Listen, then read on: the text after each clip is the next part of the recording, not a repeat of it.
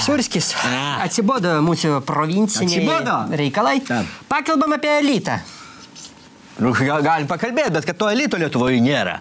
Yra kokios tai užuomazgos tik tais žurnalė žmonės. Nu, bet aš praėjusią savaitę neskaičiau, tai man tai nėra jokio elito, reiškia. Tai pakalbam apie Rusijos elitą, va ten tai jo yra. Okei, pakalbėkim. Filipas Kirkorovas pasigimdė dukrą.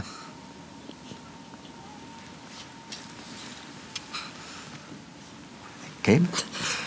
Pasigimdė dukrą. Kaip, tai pats vienas? Nu ne, su surogatinė motina.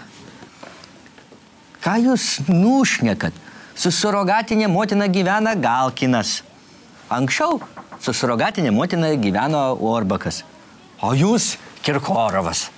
A kodėl jūs galvojate, kad vaikų galima prisigaminti tik tai su surogatinė Pugačiova? Nu tai kaip jūs kitaip pateksite į Rusijos estrados elitą? Jūs pagalvokit, pats esat protinga gana pelė. Tai čia tik tais arba jūs, reiškiasi, gyvenat su Pugačiova, arba jūs, reiškiasi, su Pugačiova dainuojat, arba gimdot su Pugačiova vaikus. Kiti visi keliai veda į aklygatvį. Čia lygiai tas pats kaip su broliais Bendžiais pas mumis Lietuvoje. Kuria prasme? Nu, pažiūrėkit, Bendžiai kiek turi irgi surogatinių vaikų. Reiškiasi, Rimiškis, Radžis, Minėdas. Ne, jau čia varot į lankas. Kirkorovas savo surogatinę dukrą pasigimdė Floridoj.